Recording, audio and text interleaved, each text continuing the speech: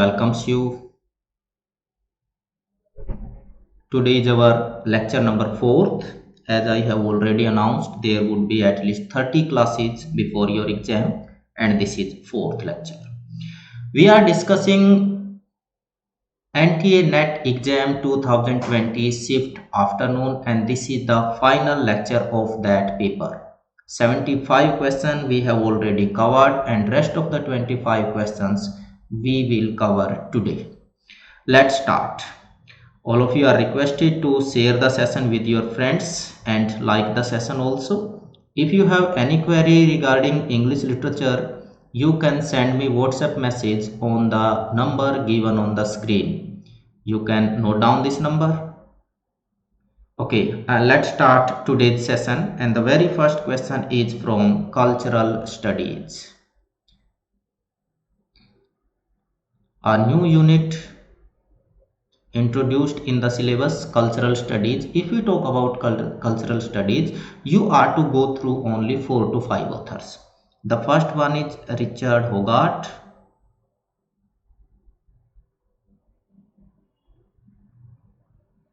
The second one is Stuart Hall.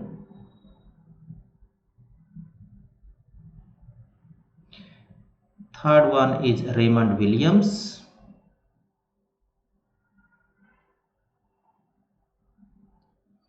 And rest of the authors who are associated with cultural studies, for example Antonio Gramsci and so on, you might have already gone through those authors when you discuss Marxism, feminism, structuralism, post-structuralism.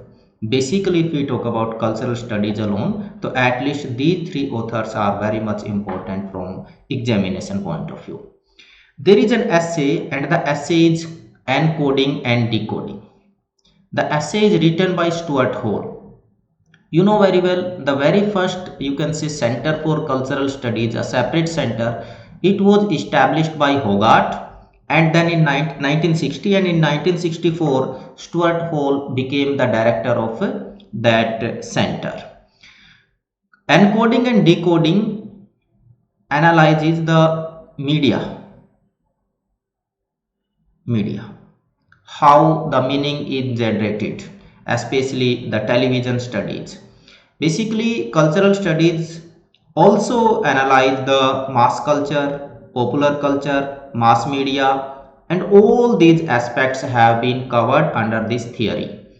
Which are the which is the, you can say, order: production, transference, circulation, contact, and reproduction. The answer is, if you will go through this essay, you will find that firstly the production, then circulation, distribution, consumption, and reproduction. This is the order in Stuart Hall's essay Encoding and Decoding. Very popular essay it is. The essay, you can say, published in 1973. Year भी note कर लीजिए, हो सकता है next time year वो आपसे पूछ ले. और जो बुक है that is in television discourse.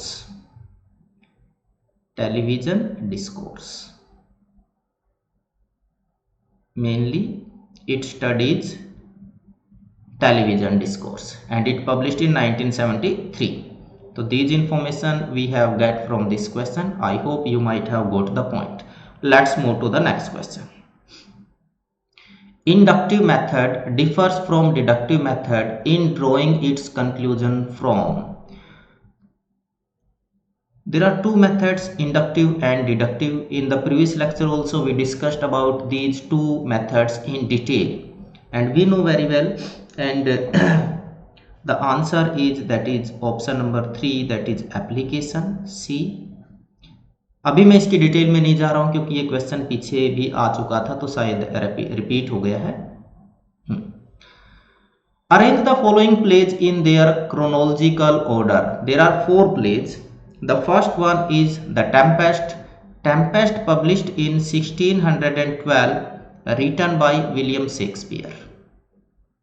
It is considered the last play by William Shakespeare. All for Love. All for Love, this play published in 1677, It is a heroic drama and written by John Dryden. John Dryden. There is another play that is Love for Love. Love for Love is written by William Congreve and All for Love by Dryden. The next one is Volpone. Volpone, the play, very famous comedy it is. Volpone की यदि बात करें तो it published in 1606, written by Ben Jonson. Ben Jonson. Volpone is the central character of this play and name of his servant is Mosca. School for Scandal, it published in 1777 if I am not wrong. Yes. और जो दूसरा rival है it published in 1775, क्योंकि दोनों एक ही author के हैं और ऑथर हैं Richard शर्ले.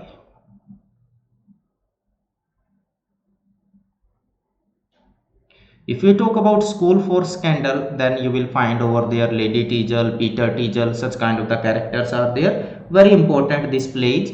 Along with School for Scandal, you should go through the summary of The Rival also by same author, The Rival. It published in 1775. Now you can mention them in order. There is no doubt. Firstly, C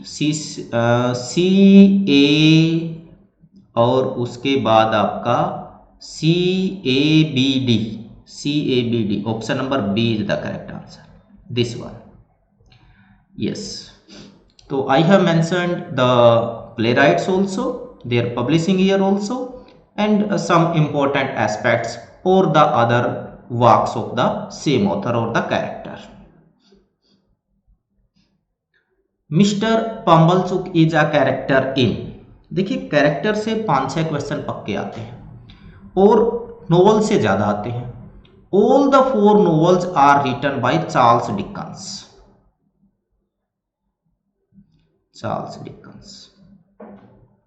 a great Victorian novelist. Little Dorrit is there. ठीक है. Nicholas Nickleby, Hard Times and Great Expectation. The answer is Hard Times. It published in 1854. Great Expectation in 1861, I think. Hard Times is a very important utilitarian novel. Utilitarian. It is based, or you can say satirical note on education system.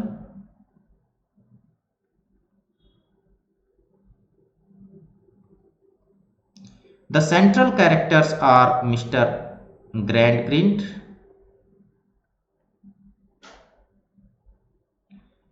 Mr. Bounderby,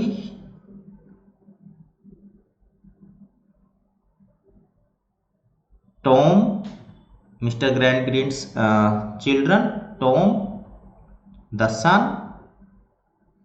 and Luja, daughter.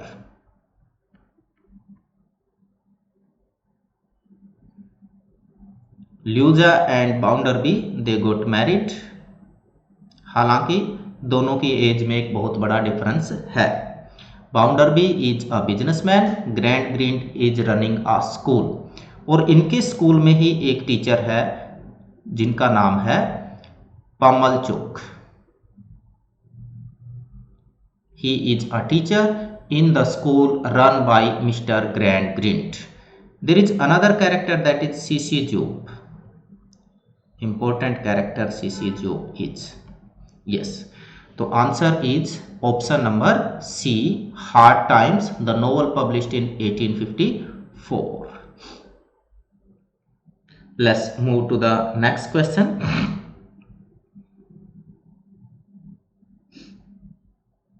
हाँ, मैं थोड़ा सा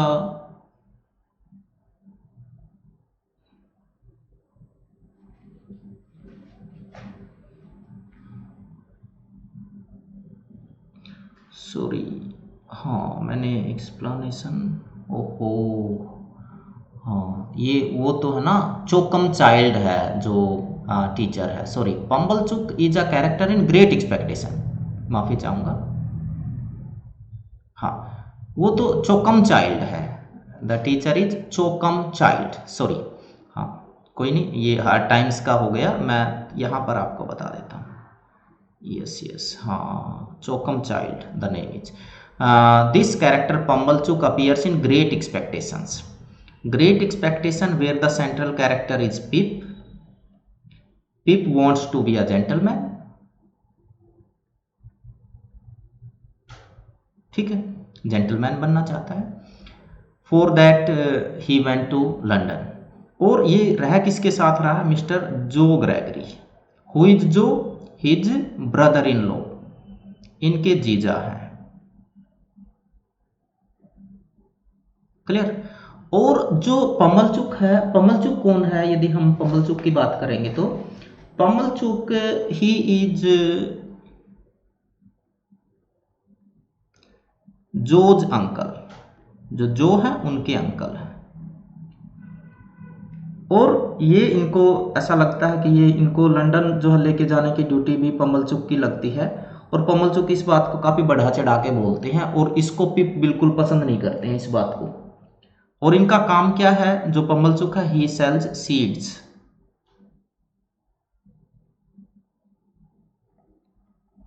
seeds and stuff, ये काम करते हैं, ठीक है। और पिप जो है उनकी इस बात से खुश नहीं है कि वो बार बार बोलते रहते हैं। और इसमें जो ग्रेट एक्सपेक्टेशन है, इसमें डाउट रहता है कि भाई आखिरकार who is the benefactor of Pip. Pip considers Miss Havisham as his benefactor. Miss Havisham एक इनकी डॉटर है, अडॉप्टेड डॉटर एस्टेला। और बाद में पता चलता है कि इनके बेनिफैक्टर कौन है? मैगविच, ठीक है। तो this is the explanation of Great Expectation and Pumblechook is a character in Great Expectation. वो जिसकी मैंने पहले मिसअंडरस्टैंडिंग हो गई थी, वो था आपका Choakumchild. In which of the following plays does the blind seer Tiresias appear? Tiresias, Tiresias से आपको ध्यान आया होगा, this character also appears in T.S. Eliot's The Waste Land.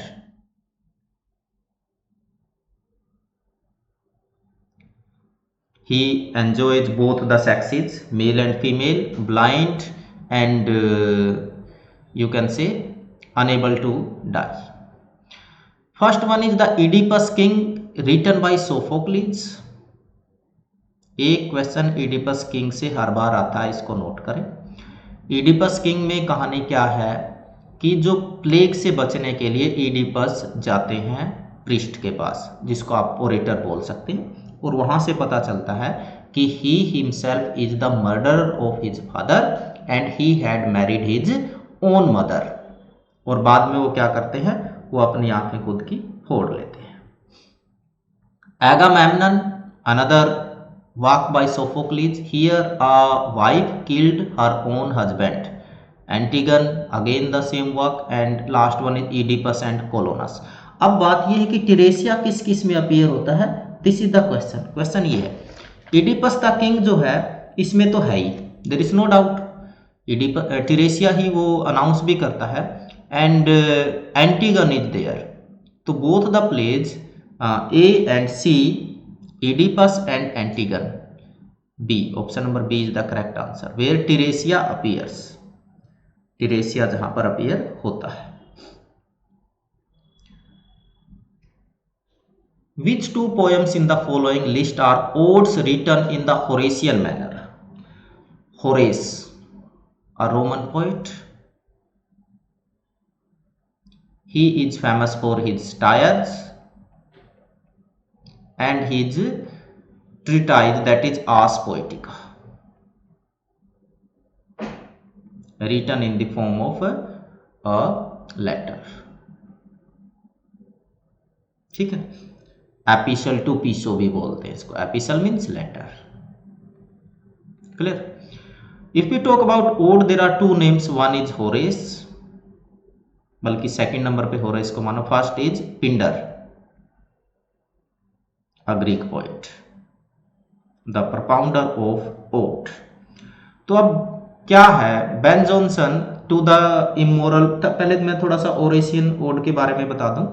जो स्टैंजा फॉर्म है, स्टैंजा कंटेन्स 2 और 4 लाइन्स, 2 और 4 line stanza, ये जो है आसान टाइप माना जाता है पिंडरिक ओड के कंपैरिजन में, यदि हम बात करें पिंडर और होरेशियन जो ओड है उसमें।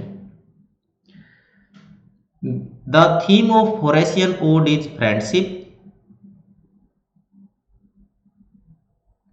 And love mainly. चलिए अब देखते हैं।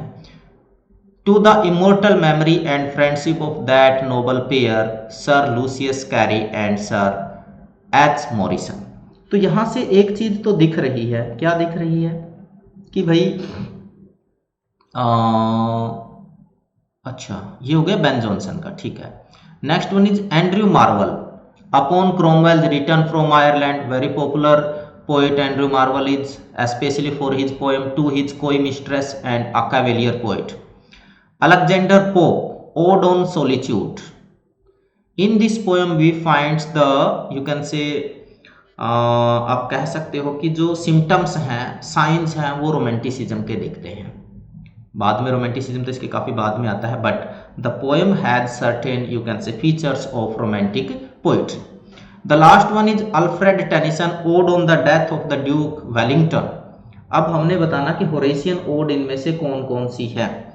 And if you talk about the Horatian ode manner की यदि बात करें, first one is Andrew Marvell and second one is Alexander Pope. तो B and C, option number B, Horatian ode जो है ये दोनों है। अलेक्जेंडर पोप का ode on solitude and upon Cromwell's return from Ireland.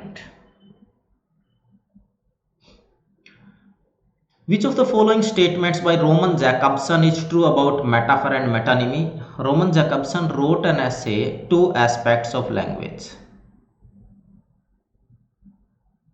Very important essay it is of language. Two Aspects of Language. And here he talks about metaphor and metonymy. Metaphor you can say suits to poetry and metonymy suits to prose. ये एक चीज हो गई। Metaphor मेटानिमी, metaphor मेटानिमी में क्या है, association है, और मेटाफर में क्या है, इम्प्लिसिट है। This is the basic difference between metaphor and metonymy. और जो आपका मेटानिमी एसोसिएशन, असेंबलेंस, ठीक है ना, क्लोजनेस, उसके ऊपर बेस करता है। Metaphor is alien to the continuity disorder whereas metonymy is alien to similarity disorder. Metaphor जो है is alien to similarity disorder, यहां पहले जो स्टेटमेंट है उसको क्या कर दिया है, रिवर्स कर दिया है। अब आंसर हमारा क्या रहेगा, भाई जो मेटाफर है ना उसमें सिमिलरिटी तो है ही नहीं। वेयर देयर इज सिमिलरिटी, मैं आपको थोड़ा सा समझाता हूं। फॉर एग्जाम्पल, कहां गया मेरा pen, yes yes, if I से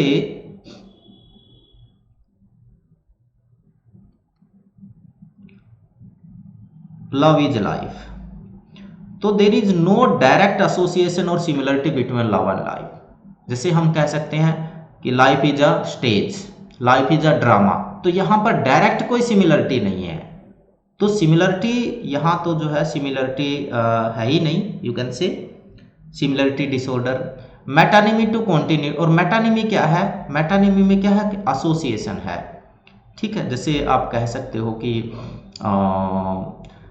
crown is used for the kingship, तो वहां पर क्या है, एक एसोसिएशन है, दोनों चीजें आपस में जुड़ी हुई है और हम उनको सिनोनिमसली यूज कर सकते हैं। This is मेटानिमी।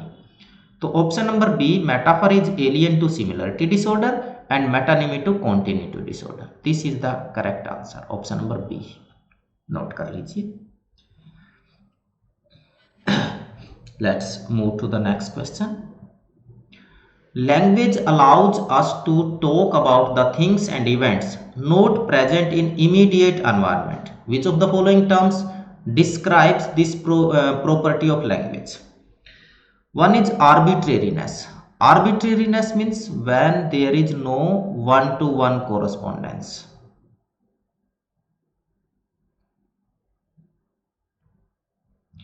कोई जो है रिलेशन नहीं है, आर्बिट्रेरी है, कोई रिलेशन जो है डायरेक्ट रिलेशन नहीं दिखता है, आर्बिट्रेरी है, random, you can say random choice it is. Displacement, when you are displacing the things, productivity, and last one is discreteness. अब डिस्क्रीटनेस क्या होता है कि language is just like a stream,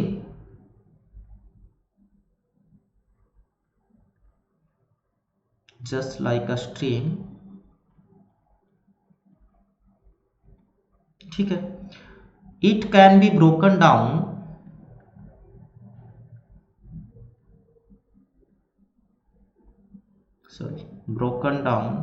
into certain units, meaningful units बल्कि आप बोल सकते हैं।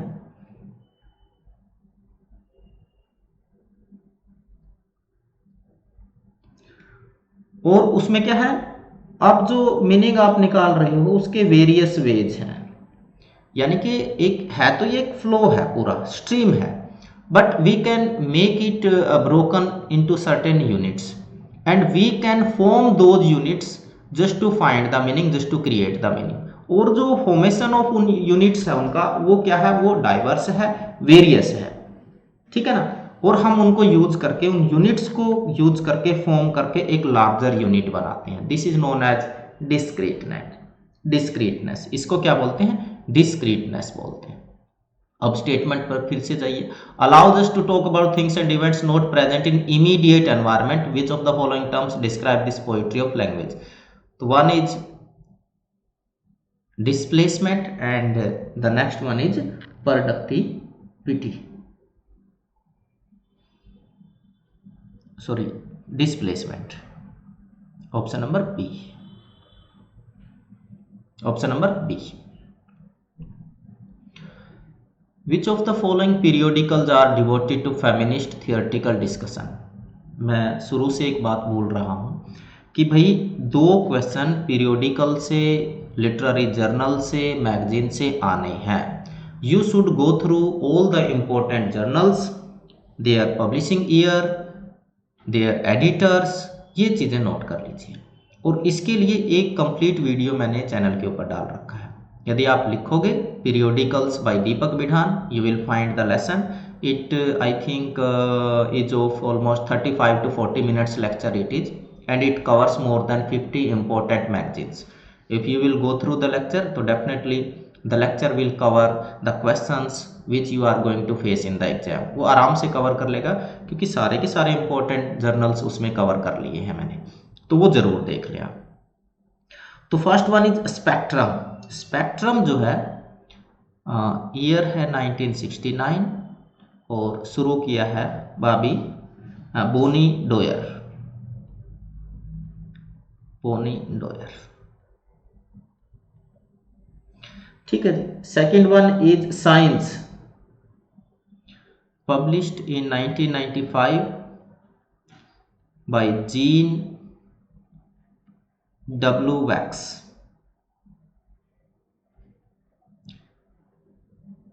क्रिसेलिस, क्रिसेलिस जो है इसका जो ईयर है वो 1977 है, 1980 तक ये मैगजीन चलती है। और इसमें जो है क्रिस्टन ग्रिमस्टैट एंड दूसरी जो लेडी है, लेडी का नाम है सुजैन रोनी, सुजैन रोनी, ठीक है। और ट्रांजिशन 1961, एडिटर है रजत निगोए, ठीक है। अब हमने देखना कि feminism, if you talk about feminist journals, इसकी यदि बात करेंगे तो वो आपका है साइंस बाय जीन डब्ल्यू सैक्स and Chrysalis by Susan Rooney and Kristen Grimstad. These two are the feministic periodicals. B and C, option number A ही आंसर है, option number A is the correct answer. Which of the following essays have proved particularly productive in the disciplinary practice of cultural studies? Again, there is a question from cultural studies. One question was there from Stuart Hall's essay coding and encoding, and another question is from cultural studies. Laura Mulvey, visual pleasure and narrative cinema. Victor Solovsky, art as technique. Sigmund Freud, the uncanny. Stuart Hall, encoding and decoding. एक ऐसे के बारे में already बात हो चुकी है, that is encoding and decoding. तो ये तो बात करता है कल्चरल स्टडी की, ठीक है, इसमें तो कोई दो राय बची नहीं है। अब रह गई बारी इनकी, देख लीजिए विक्टर सोलोवस्की कौन है। Victor Shklovsky is a theorist who belongs to Russian formalism. Russian formalism flourished during 1920s। तो उस टाइम कल्चरल स्टडीज एक इस्टेब्लिश्ड जोनर थी ही नहीं, तो ये तो वैसे ही बाहर हो जाते हैं। If you talk about Sigmund Freud, तो we are in 1940s, 30s and 40s। तो Sigmund Freud belongs to psycho analytical theory, psycho analytic theory. तो ये भी बाहर हो जाते हैं। ठंडे दिमाग से एक एक पॉइंट को समझ के आंसर करना। आपको डायरेक्ट आता है कि नहीं इससे फर्क नहीं पड़ता, मुझे भी नहीं पता, लेकिन ये तो पता ना विक्टर सोलोवस्की और सिगमंड फ्रॉइड तो है ही नहीं। कोडिंग एनकोडिंग डिकोडिंग ऑलरेडी बात हो चुकी है। मेन थिंग इज दैट कि whenever you will talk about cinema, mass culture, popular culture, it means we are talking about post modern era and we are talking about post modernism और cultural studies, सीधी सी बात है। तो दोनों ही चीजें आपके सामने और बहुत easily you can answer it. Option number A and D आप देख लीजिए, option number C is the correct answer. कोई दिक्कत ही नहीं है, इतनी आसानी से क्वेश्चन सोल्व हो सकता है यदि थोड़ा सा ठंडे दिमाग के साथ अपने ऊपर कंट्रोल रख के पेशेंटली हम क्वेश्चन को हैंडल करते हैं। Arrange these autobiographical text in the chronological, all are the autobiographies. Autobiography of an unknown Indian, very popular text written by Neeraj C. Chaudhary. Neeraj C Chaudhary, Indian text है, Neeraj C Chaudhary का लिखा हुआ है। और जी ये पब्लिश होती है आपकी, कब पब्लिश होती है, sorry 1951। My Experiments with Truth, published in 1925, very popular autobiography by M.K. Gandhi, Mohandas Karamchand Gandhi, very popular it is. My Experiment with Truth, बहुत ज़्यादा फेमस बुक है, गांधी जी की ऑटोबायोग्राफी है। Prison and chocolate, prison and chocolate किसका work है? Prison and Chocolate is an autobiography published in 1954, written by Nayantra Sehgal. Nayantra Sehgal. Sehgal is the daughter of Vijay Lakshmi Pandit, and Vijay Lakshmi Pandit is the sister of Pandit Jawaharlal Nehru. तो पंडित जवाहरलाल नेहरू की भांजी हैं ये Nayantara Sahgal. She is famous for her novel storm in Chandigarh. My story, ये तो बहुत popular book है, autobiography written by Kamala Das. Kamala Das, the great English poet, confessional poet she is considered, and a very bold poet. She wrote about you can say sexual experiences also very boldly, बहुत boldly mention किया है, and the book published in 1976। और इनमें important चीज ये है कमला दास की कि इसमें इन्होंने अपने जो पर्सनल प्राइवेट अफेयर्स थे उनकी भी बात की है और अपने जीते जी बुक को पब्लिश करवाया। व्हेन द बुक पब्लिश्ड, तो it was a very very tough time for the family members. तो रातों की नींद हराम हो गई कोई अपने जो अफेयर्स हैं उनके बारे में बता रहा जीते जी तो वेरी बोल्ड लेडी, बहुत बोल्ड लेडी थी कमला दास। और इनका जो मलयालम में लिखती थी माधव कुट्टी के नाम से, माधव कुट्टी और सुरैया, ठीक है, कई सारे नाम इनके हैं, तो you must know. Kamala Das is famous for poetry, a whore house in Calcutta, बहुत ही फेमस इनकी पोएम है। Freak, very famous poem by Calcutta sorry Kamala Das, कई सारी पोएम हैं, बहुत फेमस पोएम इनकी रही है। तो नाउ यू कैन मेंशन, इसमें सबसे पहले नाम आएगा गांधी जी का, यानी कि बी। अच्छा, बी भी दो में है, तो B A C D, B A C D, option number C is the correct answer. Option number C is the correct answer. In Harold Pinter's play, ये आप लिख लीजिए, it is very difficult just to find a single paper where you do not get a question from Harold Pinter's birthday party. शायद ही कोई paper मिलेगा जिसमें इस प्ले से क्वेश्चन नहीं आता है। ये एग्जाम सेट जो करने वाला एग्जामिनर है उसका सबसे पसंदीदा प्ले है। एक क्वेश्चन पक्का मिलेगा हैरोल्ड पिंटर से, और वो भी बर्थडे पार्टी से ही आता है। क्वेश्चन किस तरीके से आते हैं पहले वो मैं बता देता हूँ। फर्स्टली भाई जो बर्थडे पार्टी है, किसके बर्थडे की बात हो रही है यहाँ पर, whose birthday they are celebrating, वो सेलिब्रेट कर रहे हैं, क्या नाम उसका है, अरे मैं उसका ही नाम भूल गया, I will let you know, Stanley, हाँ स्टैनली, स्टैनली इसका बर्थडे सेलिब्रेट हो रहा है। क्वेश्चन क्या आएगा भाई, इनको एक गिफ्ट मिलता है बर्थडे में। What was that gift, the gift was a drum. Who gifted this drum to him, that was Lulu. Lulu कौन है, शी इज अ गर्ल, ठीक है। और क्या क्वेश्चन यहां से बनता है, यहां पर मैग, ठीक है, मैग और जो इनके दूसरे जो कैरेक्टर है मैग के साथ, Petey, they are husband and wife, old couple it is, living alone. Then Stanley comes and he takes a room on the rent and started living there. अब इनके साथ स्टेनली रहने लग जाता है।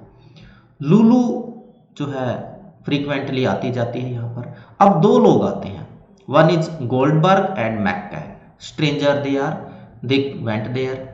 पूरे प्ले में ये गुत्थी सुलझती नहीं है डायरेक्टली कि उनका स्टेनली के साथ क्या नाता है। तो यही लोग आते हैं, उसके बाद हाथापाई भी होती है। और जब ये सेलिब्रेशन चल रहा है, नाइट पार्टी चल रही है, सडनली लाइट ऑफ हो जाती है, and when again the light was on, तो certain odd kind of situation was there. Stanley was almost attempting on Lulu, ठीक है। और दूसरे जो बाकी के लोग हैं वो भी इस तरीके से सेक्सुअल लाइजन या कुछ इस तरीके की एक्टिविटी में होते हैं। सेकेंडली और क्या इंपॉर्टेंट इसमें जो है चीज है, एक और क्वेश्चन टाइम एंड अगेन आता है कि कौन सा गेम खेलते हैं, तो वो खेलते हैं ब्लाइंड मैन्स ब्लफ। ये क्वेश्चन भी 3-4 बार आ चुका है, ब्लाइंड मैन्स ब्लफ।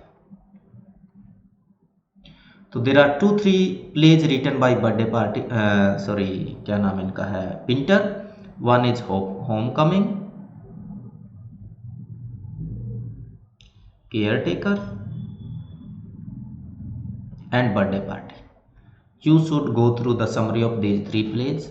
इसमें से पहले नंबर पे क्वेश्चन आएगा बर्थडे पार्टी से, दूसरे नंबर पे क्वेश्चन आएगा होम कमिंग से, और तीसरे नंबर पे केयर टेकर से। क्वेश्चन पक्का आएगा हैरोल्ड पिंटर से, and just 3 plays are there. Go through the summary of these 3 plays, it means that 1 question you have in your pocket. तो very important playwright Harold Pinter is post modern playwright, 1950s-60s में लिख रहे हैं। Which two of the following poems by Seamus Heaney, Irish poet who won Nobel Prize in 1995? Seamus Heaney. Under his Bogue poems, he is very famous for Bogue poems. Bogue poems के लिए famous हैं। 1975 में Bogue poems publish होती है, ठीक है। अब poems आपने बतानी है, ये कोई ज़्यादा मुश्किल काम होगा नहीं जिसने सीमस हीने को पढ़ा है। तो one is punishment and second one is Tollund man. These 2 poems are the part of bog poems. तो B and D, B and D, D, D is the answer. इसका आंसर क्या रहेगा, D. This question is from research methodology. अच्छा, जो MLA 8th addition है उसमें एक किसी चीज़ को एक्सक्लूड कर दिया है। फर्स्टली ईयर ऑफ पब्लिकेशन ये है, प्लेस ऑफ पब्लिकेशन हटा दिया, नेम ऑफ पब्लिशर है, ओमिशन ऑफ सब टाइटल ऐसा नहीं है। तो यहाँ से क्या चीज़ हटाई है, प्लेस ऑफ पब्लिकेशन। मैं एक एंट्री करके दिखाता हूँ। पहले भी मैंने करके दिखाई है। It starts with name of the author, author in reverse order, last name पहले आएगा, फर्स्ट नेम बाद में आएगा। Then title, title of the book, article जो भी है उसका। थर्ड नंबर पे name of publisher, fourth number पे year of publication. In 7th edition place of publication भी मेंशन किया जाता था, अब नहीं करते। उससे पहले पेज नंबर भी मेंशन किया जाता था, अब नहीं करते हैं।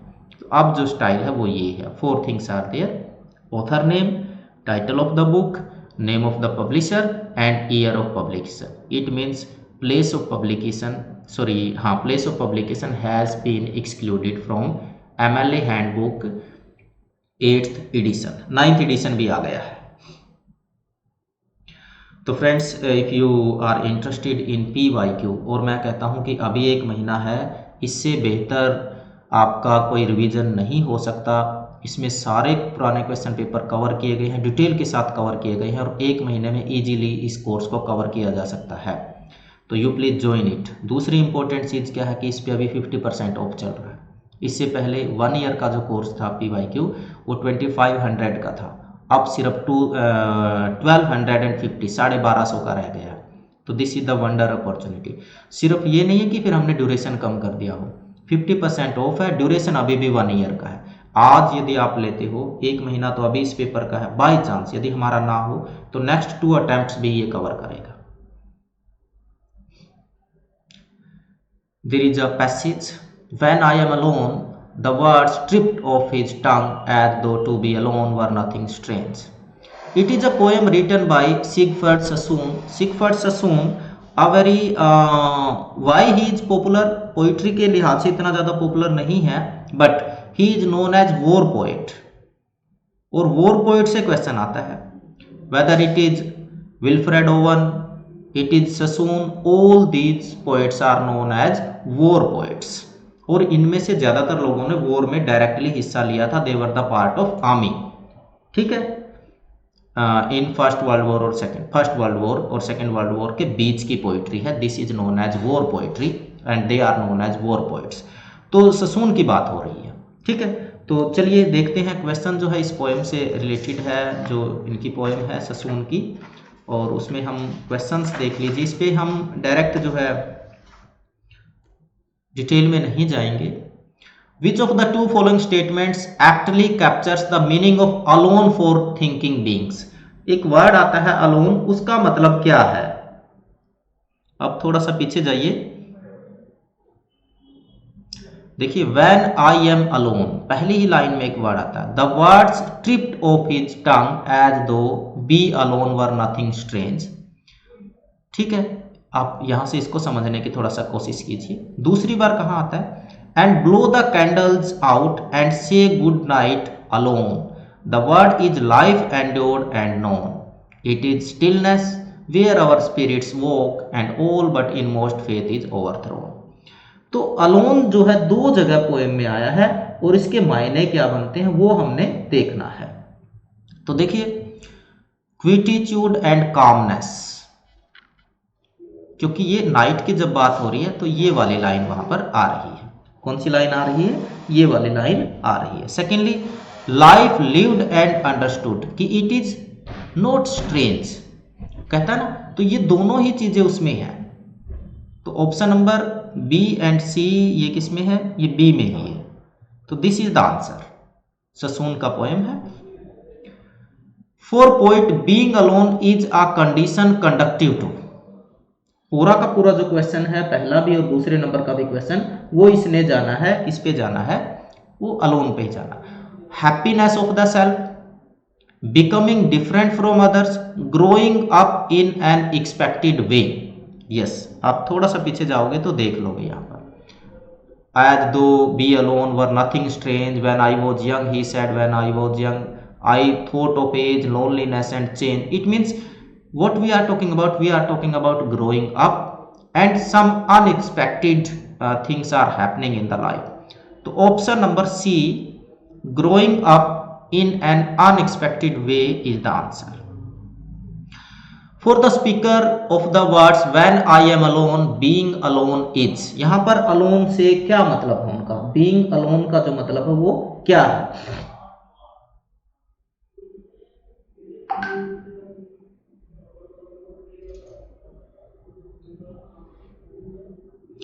A normal fate of human being all his life, the normal fate of human being when he is young, not unlike being with others। थोड़ा सा पीछे चलते हैं, यहाँ पर देख लेते हैं। alone the word trip when I was young, उसके बाद I thought of age and loneliness and change, I thought how strange we grow when we are alone and how it means he is not talking about merely the youth age। तो ये तो clear हो गया कि सिर्फ youth as की तो बात नहीं कर रहा है, ठीक है। और कहाँ गया नेक्स्ट क्वेश्चन है, sorry, normal fate of human, the normal fate of human being when he is young, not unlike being with others when we met, rather क्या बोलता है, it is a normal fate of human being all his life, क्योंकि ये सभी के साथ होता है। Sometime each and every person feels loneliness. A is the correct answer. Another passage is there and it is from appreciation with an essay on style, और ये किसका है, ये लिखा हुआ है आपका रुस्टी। रुस्टी का एसोसिएशन किसके साथ है, क्या था वो आपका, ब्रदरहुड 1848 में इस्टेब्लिश होता है।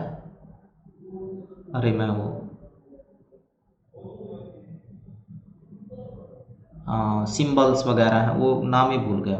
हाँ, प्री रैफेलाइट ब्रदरहुड। हाँ, चीज़ें कैसे दिमाग से कभी कभी निकल जाती हैं। प्री रैफेलाइट ब्रदरहुड, हाँ, and this brotherhood was formed in 1848. D.G. Rusty was the founding member. Poetry as a mania, ये एक ऐसे से एक पैसेज लिया गया है। One of Plato's higher forms of divine mania has in all its species a mere insanity incidental to it, the defect of its quality। आप पढ़ सकते हैं, एक बार पूरा देख लीजिए, उसके बाद मैं क्वेश्चंस के ऊपर जाऊंगा, समझे थोड़ा सा और उसके बाद आंसर करते हैं। यस, तो आप ये बुक खरीद सकते हैं क्विक रिवीजन के लिए, और बुक का जो लिंक है, अमेजन का लिंक, वो मैंने डिस्क्रिप्शन में डाल दिया। In the above passage poetry is described as one of Plato's higher forms of divine madness. Which one is the other one? एक तो पोइट्री है ही, पोइट्री के अलावा क्या है, पोइट्री के अलावा प्लेटो के लिए क्या चीज है? अब थोड़ा सा पीछे जाओ, देख लीजिए एक बार, कहाँ गया, defect, lapse, moment and insanity flows a poetic like that noted here and forced almost grotesque manner. Dante also became at times mere subject to scholastic realism, some of the middle age।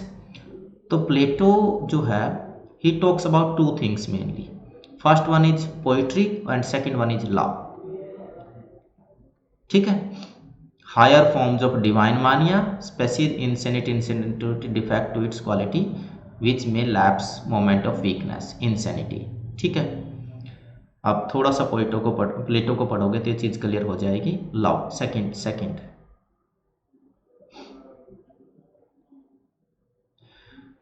In Rossetti the forced personification में be an incidental defect of poetic. क्या है forced जो personification है, वो क्या है?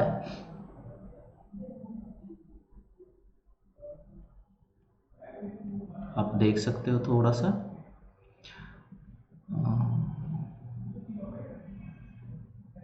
a forced and almost grotesque materializing of abstractions,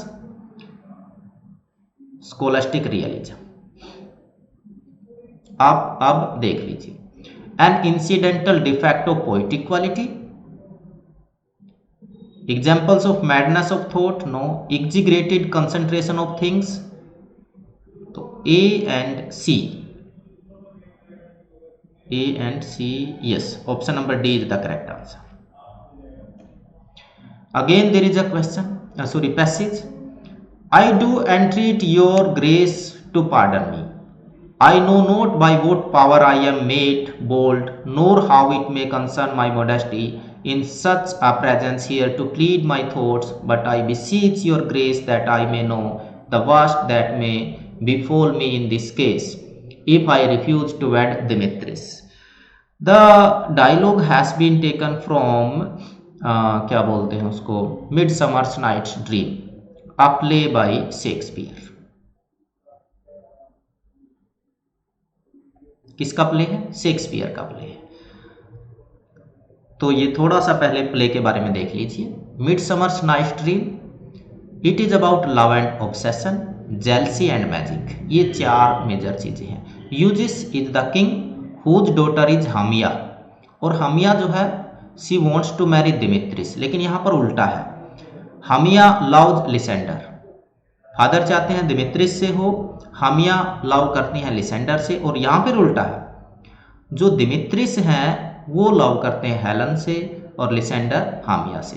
पूरा ऐसे ही रहता है इनका, जितने भी कॉमेडीज हैं विलियम शेक्सपियर की, उनमें लव एंटेंगलमेंट आपको देखने को मिलेगी।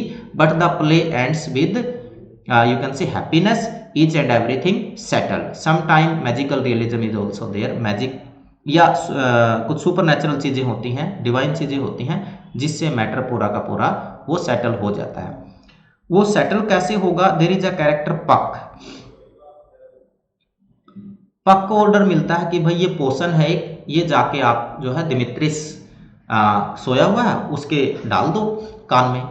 वो जब उठेगा तो वो किससे जो है वो हामिया से लव करने लगेगा।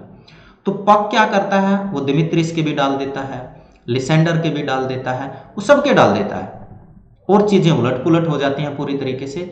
लेकिन फिर से जादू किया जाता है, फिर से जब वो उठते हैं तो वापस चीजें सेटल हो जाती हैं जैसा कि प्ले या लवर चाहते हैं। तो इन this way the play ends.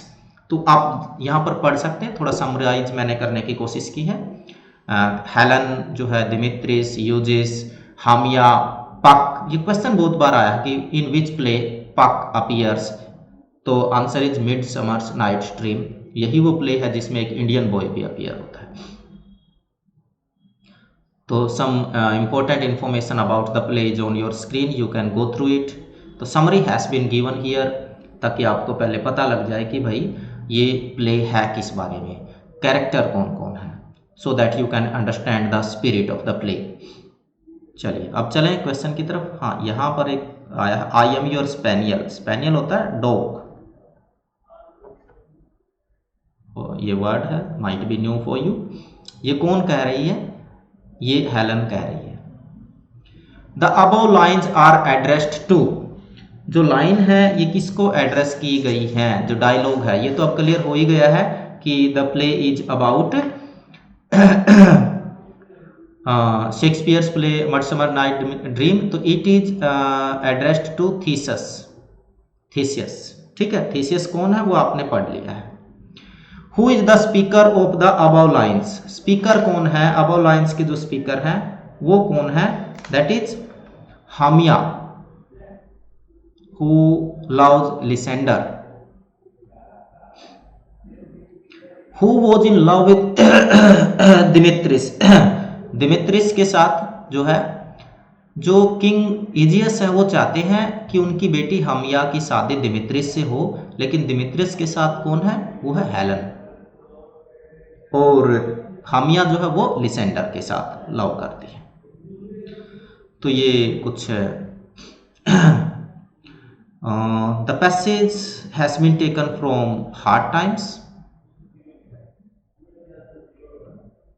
A novel by Dickens. हाँ, जिसकी थोड़ी देर पहले हम बात कर रहे थे ना, ये चोकम चाइल्ड, अब यहाँ आएगा दिमाग में, वहाँ उल्टा हो गया था। He went to work in this preparatory lesson not unlike Morgiana in the 40 thieves. वो आप समझते ना, 40 अली बाबा 40 चोर की वो वाली कहानी है ये। Looking into all the vessels, वो आपको पता है उसमें डाल दिया, उसके बाद गरम तेल डाल देती है। आपने अली बाबा 40 चोर की कहानी पढ़ी होगी।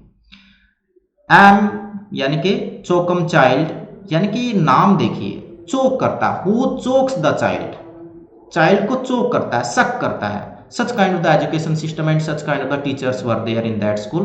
If you will go through the character of Gradgrind also, who is always having scale and compass in his pockets all the time, so mechanical person he is. चलिए अब चलते हैं क्वेश्चंस की तरफ। In the expression looking into all the vessels ranged before him, which one of the following devices is used? कौन सा device use हुआ है? तो अब इसको देख लीजिए, looking into all vessel ranged before him, थोड़ा सा देख लीजिए। He is looking all the vessels ranged before him one after another to see what they contain. Say good, am chokum child.